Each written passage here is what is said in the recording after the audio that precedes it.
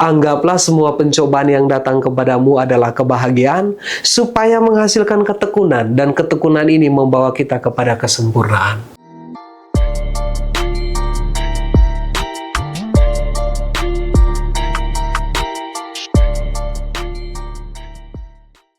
Halo teman-teman, kembali lagi bersama saya di Kacamata Edukasi. Kali ini kita kedatangan tamu spesial, yaitu Kakak Yusta, seorang motivator pendidikan di Bali, NTB, dan NTT. Yang pertama kita akan mendengarkan bagaimana perjalanan hidup Kakak Yusta selama berada di Bali, dari awal datang ke Bali sampai pada saat ini. Oh iya, baik. Terima kasih banyak untuk teman-teman yang sudah mengundang. Dan saya senang sekali bisa sharing di tempat ini bersama adik-adik. Dan saya berharap yang saya bagikan kali ini bisa menambah motivasi dan ambil sisi positifnya untuk kita semua, termasuk adik-adik dan juga penonton kita sekalian. Nah, saya cerita sedikit mungkin secara singkat ya. Iya. Saya tamat SMA itu tahun 2015. Dan setelah tamat SMA 2015 itu, saya beranjak ke Bali. Dan waktu itu saya mau menempuh pendidikan diploma dulu sebelum lanjut ke pendidikan sarjana S1. Saya lanjut pendidikan diploma S1-nya di Awareness Education Center. Dan 1 minggu di Bali, jujur saya berasal dari latar belakang keluarga yang mohon maaf berada. Orang tua, mohon maaf, papa mama juga berada di kampung. Ada buka toko kecil-kecil dan usaha koperasi kecil-kecilan begitu. Nah, berangkat ke Bali awalnya pengen kuliah saja, adik. Pengen kuliah saja karena orang tua bilang ya fokus kuliah dulu begitu. Soal dana perkuliahan, kos semuanya ditanggung oleh orang tua. Tapi 1 minggu berada di Bali, saya melihat banyak sekali teman-teman saya yang kuliah sambil bekerja begitu. Dan saya juga melihat, wah kayaknya kiriman dari orang tua ini saya rasa kurang gitu. Lalu 1 minggu berjalan, minggu berikutnya saya coba lamar kerja di warnet. Lamar kerja di warnet per shift 8 jam. Di tahun 2015 itu, satu shift itu 8 jam. Saya kerja dari jam 3 pulang kuliah sampai jam 11 malam. Hariannya 30.000 per shift. Jadi kalau saya masuk semua 1 minggu, berarti 30 kali 30, berarti gajinya 900. Tapi 900 itu tidak selalu dapat 900 ya, karena selalu ada kasbon, lapar, makan malam kan saya kasbon hampir 10.000, jadi dihitung 20 sekitar 600-400 per bulan, seperti itu. Nah, 5 bulan kerja di situ sambil kuliah, tiba-tiba bosnya minta saya menjadi supervisor. Dan puji Tuhannya waktu itu gaji naik, dari yang awalnya 900, gaji supervisor 2.500.000. Saya kontrol 2 warnet, begitu. Mungkin karena dipercaya. Saya kontrol 2 warnet waktu itu, namanya warnet Galaxy 1, Galaxy 2. Gaji 2.500.000 bersih nih, karena saya punya bawahan 12 orang. Itu bawahan itu 8 orang. 4 orang di Galaxy 1, 4 orang di Galaxy 2. Jadi tambah saya 9. Dan saya tugasnya hanya kontrol-kontrol saja.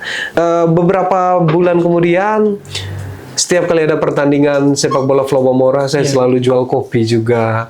Ya, jual kopi per gelas gitu, harga 3.000 bersama teman-teman gitu. Supaya menambah uang jajan sedikit. Nah, sampai selesai saya belum selesai. 10 bulan saya kuliah, saya sempat di bandara. Kerja di bagian keuangan Angkasa Pura. Jadi ini berat sekali saya jalankan. Jam 5 saya bangun, jam 6 ke bandara, sampai jam 4 sore. Jam 5 saya kuliah sampai jam 10. Setelah itu, jam 10 saya kerja lagi jaga warnet sampai jam 2. Nah, selanjutnya saya masuk ke Instiki. 3 bulan saya kuliah di Instiki, melanjutkan pendidikan S1, saya direkrut oleh kampus Instiki, dipercayakan untuk menjadi tim humas. Saya dulu dari SD, SMP, SMA tidak pernah jadi OSIS ya. SMP, SMA tidak pernah jadi OSIS. Pengen jadi OSIS. Saya berharap kuliah itu ikut BEM. Wah, ternyata Tuhan itu luar biasa. Dia tidak menarik saya untuk jadi BEM, langsung jadi staf humasnya gitu. Jadi kerjanya keliling. Dari Jawa Timur, Bali, NTB, NTT, kurang lebih saya keliling di semua pulau. Pulau Timor, Flores, Sumba, Sumbawa, Pulau Sumbawa di NTB, Lombok semua saya keliling, di Bali, seluruh Bali saya keliling, sampai di daerah timur, dari Jawa Timur saya keliling. Tujuan saya selalu memberi lebih dalam setiap pekerjaan. Artinya memperlebih, saya tidak hanya mensosialisasikan tentang kampus Instiki, tapi saya selalu tambahkan slide-slide motivasi tentang arti penting pendidikan dan cerita-cerita motivasi tentang kehidupan, begitu. Dan sampai beberapa tahun, 3 tahun saya kuliah lanjut S1, 3 tahun wisuda, saya itu lanjut pendidikan S2, gitu. S1 di Instiki, S2-nya di Undiknas. Saya jalani rajin-rajin kuliah sambil kerja di Instiki juga. Terus di Undiknas saya ngambil S2-nya cuma 1,5 tahun. Dan beberapa bulan kemudian saya diterima untuk mengajar beberapa mata kuliah di Instiki. Awalnya mata kuliah agama Kristen. Iya, betul. Tapi lama-kelamaan saya pengen dong, karena saya sukanya motivasi orang, public speaking saya merasa bagus, saya ambil mata kuliah interpersonal skill juga begitu di Instiki. Nah, dan sampai sekarang saya tekuni itu. Dan tekuni kerjaan saya mengunjungi beberapa sekolah di seluruh Indonesia, terutama daerah timur, memberikan motivasi bahwa pentingnya pendidikan. Begitu. Yang berikut juga, kebanyakan orang di Manggarai maupun di luar Manggarai itu bertanya, kenapa sih kuliah itu penting gitu. Oke. Soalnya kebanyakan teman-teman saya itu yang di kampung, mereka bilang, apain kuliah? Tuh nantinya juga kerja gitu. Gimana tuh menurut kakak, benar apa tidak kalau misalkan kuliah itu nggak penting? Oke, kalau bilang kuliah itu nggak penting, sama seperti kita bilang sekolah itu tidak penting. Tapi saya mau tanya, banyak orang yang bilang sekolah itu tidak penting, tapi kita harus tahu, untuk mengatakan sekolah itu tidak penting, kamu harus sekolah dulu. Iya. Bagaimana kita bisa menguatkan argumen kita bahwa sekolah itu tidak penting, padahal kita tidak pernah sekolah? Kita bilang sekolah itu tidak penting, tapi kita tidak pernah sekolah. Oh, bagaimana? Untuk menguatkan argumen Anda bahwa sekolah itu tidak penting, Anda harus sekolah dulu dong. Anda harus berada di situ dan merasakan feel-nya. Apakah itu penting atau tidak? Baru bisa menguatkan argumen bahwa sekolah itu tidak penting. Nah, yang kedua, sekarang pendidikan itu adalah investasi jangka panjang. Saya ingatkan, peraturan pemerintah nomor 20 tahun 2021. Kita di sini, adik, termasuk kita yang menonton, kalau punya warisan banyak, misalkan kakak, saya orang tua sudah kaya raya, punya warisan banyak. Hati-hati, peraturan pemerintah nomor 20 tahun 2021 itu sudah disahkan. Adik punya aset 10 tahun tidak digunakan, 15 tahun tidak digunakan, negara bisa ambil alih sekalipun sertifikat atas nama Anda. Nah, ini yang sebenarnya kita mau bilang bahwa yang namanya pendidikan sampai mati Anda bawa. Iya. Jadi, aset mungkin bisa diambil oleh orang lain, disita jika terjadi sesuatu yang tidak diinginkan. Tapi yang namanya pendidikan sampai mati kita bawa. Tujuan saya sekolah, tujuan saya berpendidikan adalah supaya mengisi otak saya yang kosong. Karena otak kan tidak bisa memberikan stimulus bahwa dia lagi kosong. Saya harus sekolah, baca buku, ada ujian, ulangan, baru saya punya ilmu. Begitu. Dan ada yang bilang sekolah itu mahal. Kalau sekolah itu mahal, berapa sih biaya kebodohan? Saya pengen beli. Karena satu-satunya yang gak ada biayanya kan adalah kebodohan karena ketidaktahuan.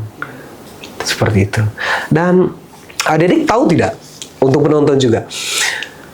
Polisi, tentara, bahkan PNS sekarang, mereka itu mau naik pangkat, itu harus berpendidikan. Makanya ada polisi, namanya Jenderal Polisi kita, Jenderal Listio Sigit Prabowo. Kenapa bisa naik pangkat? Loh, beliau punya gelar S1, S2. Jenderal TNI kita, Pandika Perkasa. Kenapa bisa naik pangkat kemarin? Karena dia gelarnya doktor. Jadi kuliah bukan sekedar gaya. Itu investasi. Karena berdasarkan survei dan fakta di lapangan pekerjaan, kita bisa naik pangkat dan gaji karena kita berpendidikan. Itu dia tujuan utamanya sekolah. Itu yang saya mau jelaskan dulu. Begitu. Terima kasih untuk kakaknya sudah memberikan pencerahan bagi teman-teman saya yang menganggap bahwa kuliah itu tidak penting. Tadi kakak Yusta sudah menjelaskan bahwa kuliah itu sangat penting, di mana itu merupakan investasi jangka panjang. Iya. Gini Kak, teman-teman saya juga sekarang mereka kan kuliah, tapi pada nyatanya sekarang mereka itu melakukan hal-hal yang tidak baik, contohnya itu judi online, padahal mereka masih kuliah gitu Kak. Gimana tuh Kak? Oke, ini hal yang merasakan saya juga ya. Bukan hanya adik-adik melihat teman-teman yang seperti itu, tapi saya juga merasakan. Kok bisa Kak Yusta merasakan? Karena saya kan kenal baik orang tua, beberapa orang tua dari NTT, NTB, dan beberapa yang dari Bali juga. Karena pada saat mendaftar mereka bisa hubungi saya ya. Dan banyak juga orang tua yang curhat. Dan sampai-sampai saking tidak percaya orang tuanya, mereka kirim uang regis anaknya ke saya loh. Saya tidak punya hubungan keluarga dengan mereka. Tapi kok mereka bisa percaya saya untuk kirim uang regis supaya saya bisa bayarkan ke kampus.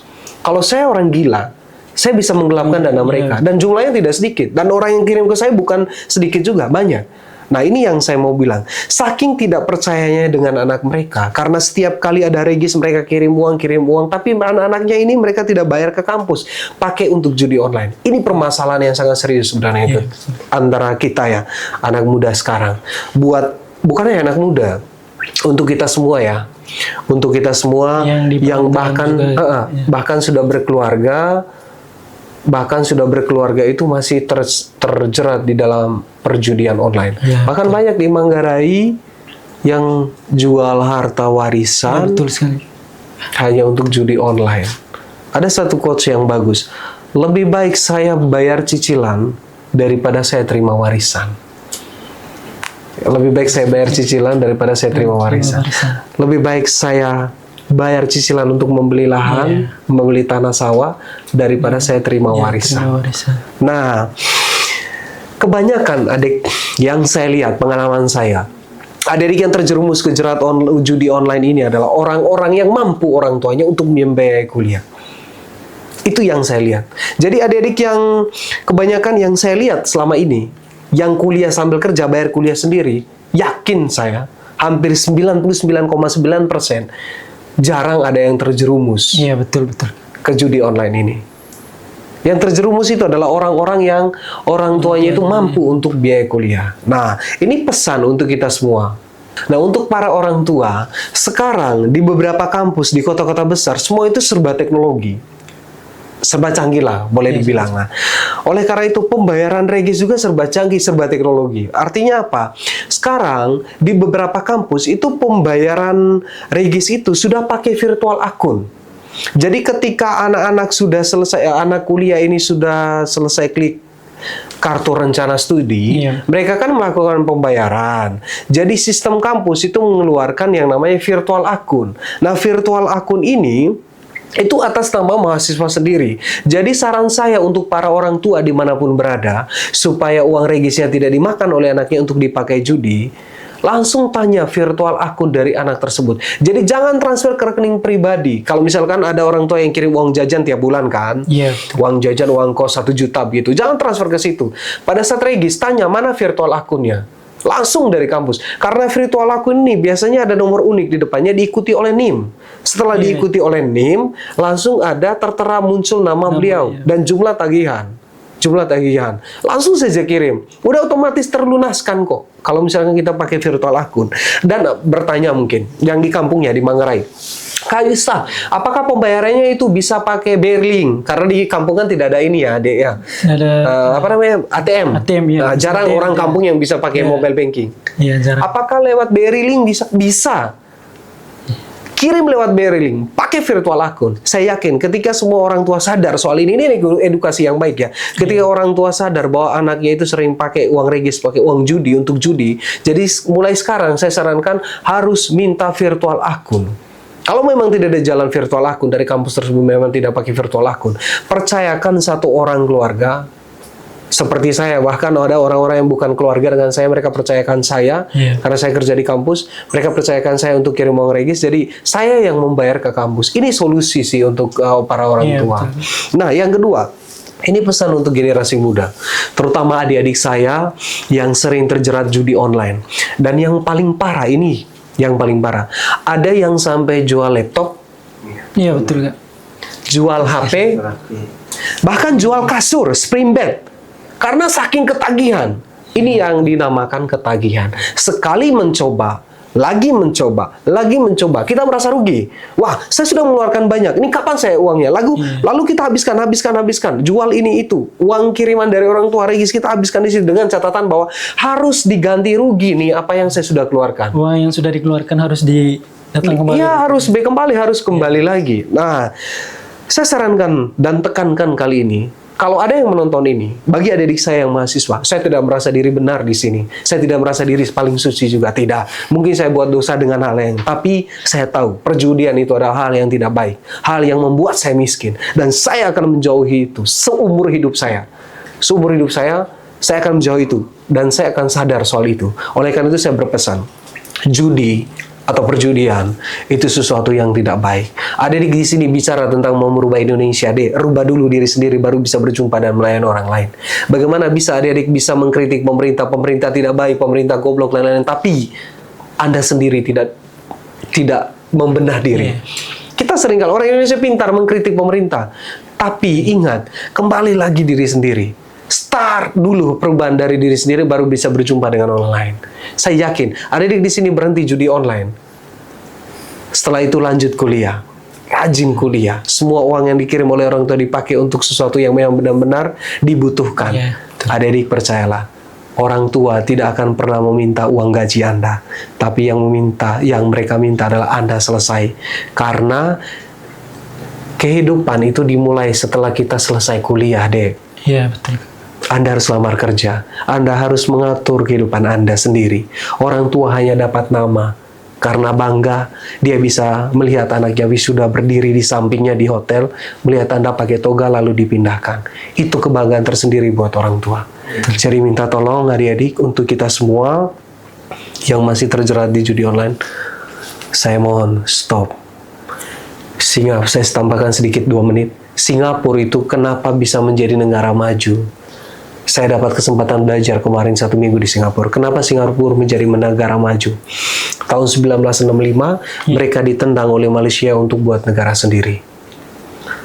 Pemimpinnya waktu itu Lee Kuan Yew. Apa yang dia buat? Mereka fokus ke sumber daya manusia. Mereka sadar sumber daya alam tidak punya, tapi fokus ke sumber daya manusia. Kasih kuliah gratis, beasiswa gratis. Dengan catatan setelah itu Anda harus pulang bangun negara Anda.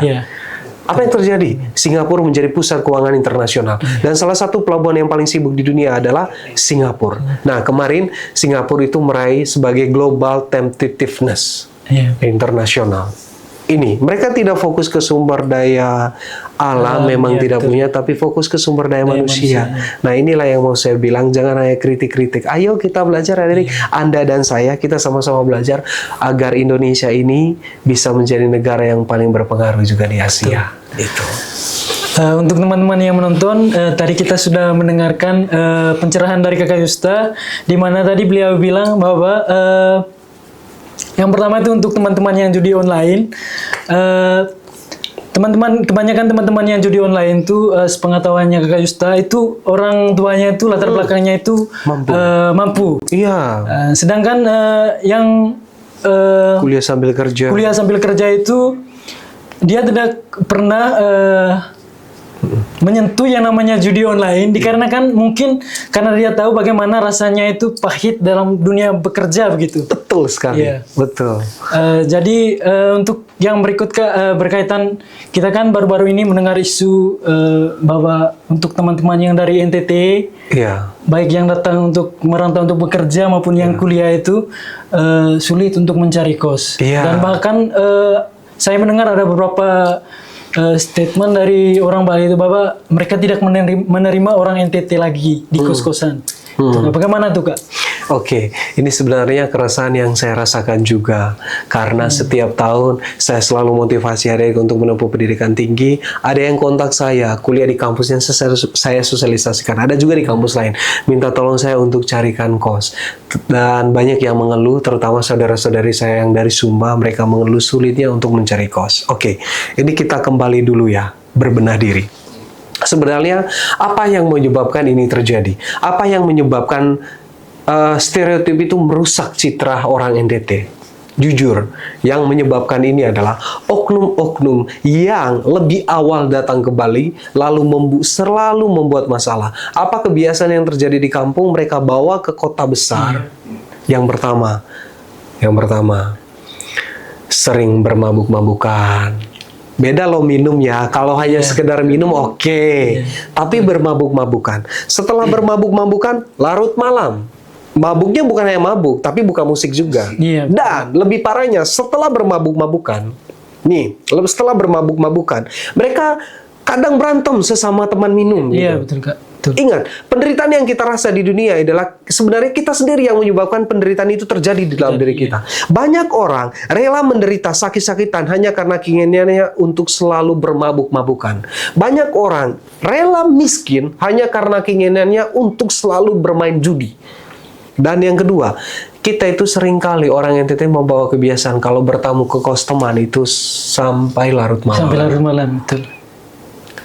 Ingat, Indonesia ini memiliki keberagaman, suku, agama, ras antar golongan.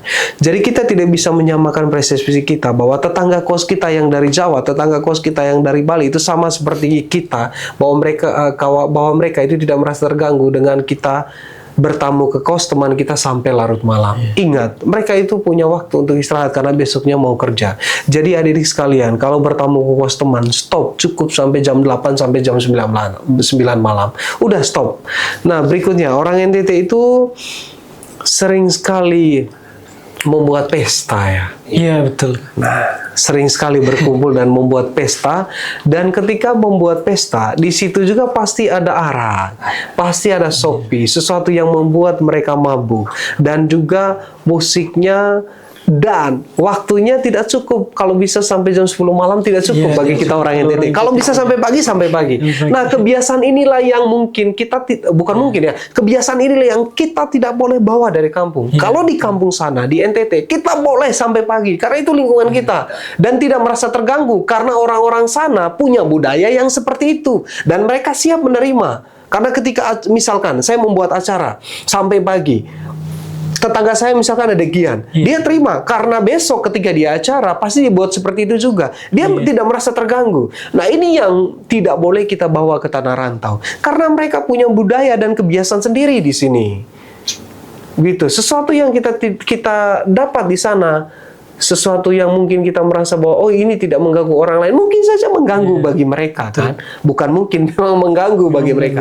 Jadi kita harus bisa beradaptasi. Di mana bumi dipijak, di situ langit dijunjung. Jadi mulai dari diri sendiri. Kalau misalkan aduh harus langsung ke perubahan besar nih, tidak boleh berminum-minum, tidak boleh bermabuk-mabukan, tidak boleh ketemu teman sampai larut malam, tidak. Saya tidak menyarankan untuk langsung perubahan yang besar, tapi mulai dari yang terkecil dulu. Jadi saya berharap kita orang NTT bisa memberikan pengaruh dan kontribusi yang positif untuk Bali, untuk Indonesia. Segala kebiasaan-kebiasaan yang menurut kita baik adanya ketika kita tinggal di NTT, kita harus bisa beradaptasi. Lihat kebiasaan orang-orang sini. Lihat kebiasaan orang-orang di mana tempat kita tinggal. Apakah kebiasaan kita itu bisa kita terapkan? Kalau memang tidak dan tidak ada di mereka, stop. Jangan bawa itu ke tempat kita rantau. Begitu. Yang berikutnya, bagaimana motivasi untuk orang tua maupun mahasiswa yang sekarang untuk orang tua misalkan anaknya kuliah, bagaimana motivasi untuk mereka dan juga untuk teman-teman yang lagi kuliah, bagaimana motivasi yang baik untuk mereka supaya mereka tetap semangat dalam menjalankan hari-hari baik di perantauan maupun yang kuliah di daerah sendiri. Oke. Nah, ini motivasi untuk para orang tua yang menguliahkan anaknya di luar kota dan anaknya selalu menggunakan uang yang dikirim oleh orang tua ini untuk pakai judi online. Atau orang tua yang hidup di dalam stres karena banyak masalah sekarang. Atau siapapun kita, anak muda sekalian yang hidup di dalam stres, hidup di dalam keterpurukan. Ini pesan saya. Anggaplah semua pencobaan yang datang kepadamu adalah kebahagiaan supaya menghasilkan ketekunan dan ketekunan ini membawa kita kepada kesempurnaan. Gitu. Nah, yang berikutnya saya ingin memberikan motivasi juga untuk adik-adik saya yang masih menempuh pendidikan tinggi. Adik-adik saya yang masih di sekolah SD, SMP, bahkan SMA, yang tidak punya semangat lagi untuk melanjutkan pendidikan tinggi atau sekolah ini susah sebenarnya. Banyak sekali tugas yang dikasih, banyak sekali skripsi yang kerjaan skripsi, revisi dan semua yang membuat saya pusing. Di mana saya mendapatkan masalah juga di kantor, disuruh deadline lah sama atasan saya. Begitu juga di kampus dosen yang memberikan saya deadline harus segera di ACC dan lain-lain, harus memberikan perubahan yang banyak terhadap skripsi saya. Nih, satu pesan saya untuk kita semua. Ini pesan yang sangat catchy banget. Ingat, tubuh yang lelah itu butuh istirahat, tapi hati yang lelah butuh kekasih yang hebat. Nah, makanya untuk menjadi hebat sekarang, untuk menjadi hebat, oleh karena itu kita harus berpendidikan. Kita harus selesaikan apa yang sudah kita mulai. Belajar dari yang terkecil. Ingat, apa yang sudah kita mulai. Saya sudah berani masuk SMP. Saya sudah berani masuk SMA. Saya sudah berani masuk kuliah. Selesaikan apa yang sudah dimulai. Jangan berhenti di tengah jalan. Karena tanggung jawab itu berasal dari situ. Kita belajar untuk memikul dan menyelesaikan tanggung jawab yang dikasih. Baru kita bisa berjumpa dan melayani orang lain. Adik-adik di sini bicara tentang mau menjadi pelayan bagi masyarakat di masa depan. Ayo kita mulai dari yang terkecil dulu. Ingat, tubuhmu yang lelah itu butuh istirahat, tapi hati yang lelah butuh kekasih yang hebat. Jadi harus hebat. Gitu. Gitu pesan saya untuk kita semua ya. Tetap sehat dan tetap semangat dalam menjalani kehidupan. Jangan patah semangat, terutama yang hidup di dalam keterpurukan. Baik teman-teman, sekian saja perjumpaan kita pada hari ini. Terima kasih kepada Kakak Yusta yang sudah meluangkan waktu untuk memberikan motivasi maupun edukasi kepada teman-teman yang ada di Bali maupun orang tua. Saya Dionysius Genardin Dan saya Yusta Suryono. Kami mohon pamit. Terima kasih. Siap.